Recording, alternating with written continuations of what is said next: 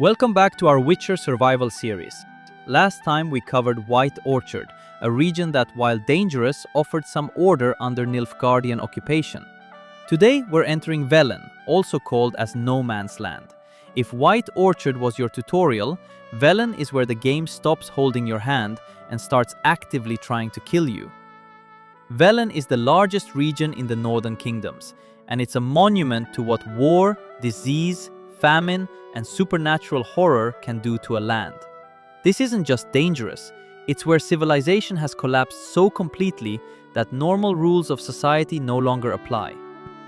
Velen sprawls across former Temeria, dominated by one feature: stagnant, diseased water. Massive wetlands created by the Pontar River and its tributaries cover the region. Poor drainage has transformed productive farmland into endless bogs and marshes. The terrain is flat with gentle hills, offering virtually no natural defenses. Sparse forests provide inadequate cover. The climate is temperate but relentlessly miserable.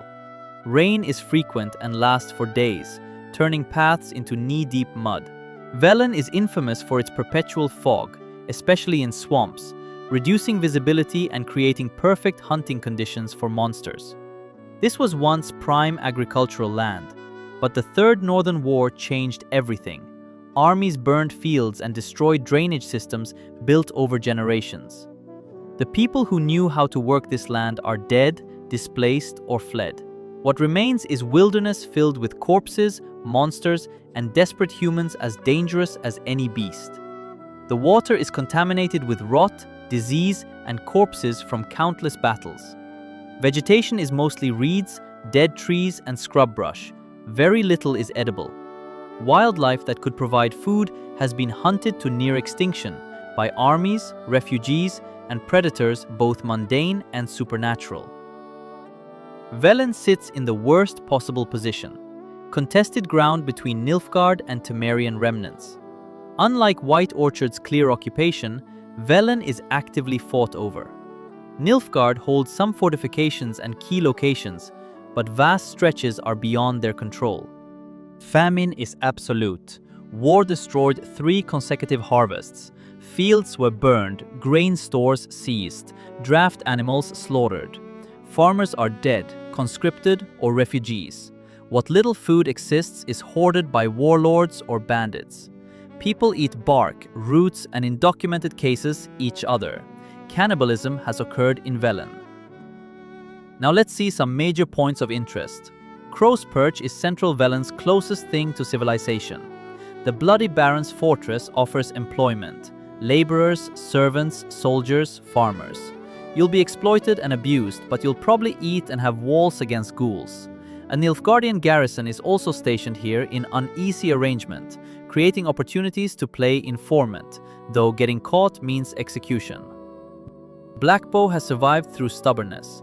This village of 30 to 50 residents has a smithy and organized defense. Outsiders face intense suspicion, but if you prove worth through essential skills, it represents genuine community with watches, shared resources, and collective defense. Midcopse is smaller, more vulnerable, with perhaps 20 residents. More desperate and superstitious, quick to blame magic.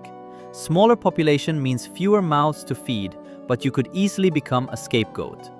Downwarn sits under the crone's influence.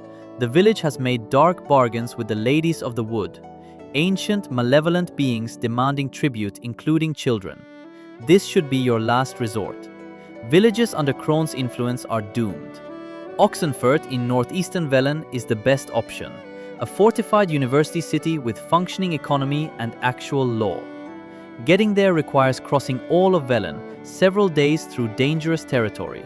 But if you make it, Oxenfurt offers employment, walls that work, and something approaching normal life. Crookback Bog should be completely avoided. This vast swamp is where the crones dwell, horrifying entities who consume children and manipulate communities. There's nothing here worth your life or soul. The Hanged Man's Tree is where the Baron hangs enemies. The bodies attract ghouls and serve as constant reminder of his brutal justice. The wilderness constitutes most of Velen. Unnamed swamps, abandoned farmsteads, collapsed villages. This is where most people die, simply disappearing between settlements. As a commoner, you still have a chance for survival if you can manage to follow some strategies. Choose your master. Independence is impossible. Align with the Bloody Barons organization, a Nilfgaardian garrison, or integrate into a surviving village. The Baron offers immediate protection but demands absolute loyalty and tolerates no dissent. Nilfgaard offers discipline but marks you as collaborator. Village integration offers community and autonomy but means facing all threats without powerful protection. Water discipline is life or death. Never drink unboiled water. Waterways are contaminated with disease, corpses, and waste. Boiling kills most pathogens. Learn the cleanest sources. Fast-moving streams far from settlements are safer than stagnant ponds. Carry water skins always. Know every safe water source within a day's travel. Group travel is mandatory. Never travel alone. Minimum 5 armed individuals. Larger is better. Travel only during full daylight. If caught by darkness, stop, build fire, post watches, wait for dawn. Nighttime travel is usually fatal. Learn to identify tracks. Drowner tracks, 3-toed, webbed, near water. Ghoul tracks, 4-limbed, claw marks, near corpses. Wolf tracks, 4-toed with claws in groups. This knowledge provides early warning to avoid threats rather than encounter them. Master herbalism. With healers rare, handle basic medical care yourself. Learn basic wound care. Clean with boiled water. Use clean cloth. Recognize infection signs. Maintain hidden supply caches. Create multiple caches in different locations with dried food, water skin, first aid, fire-starting materials, knife, rope, warm clothing. Mark locations mentally, never in writing. If robbed or needing to flee, these save your life. Develop critical skills. Unskilled labor has minimal value.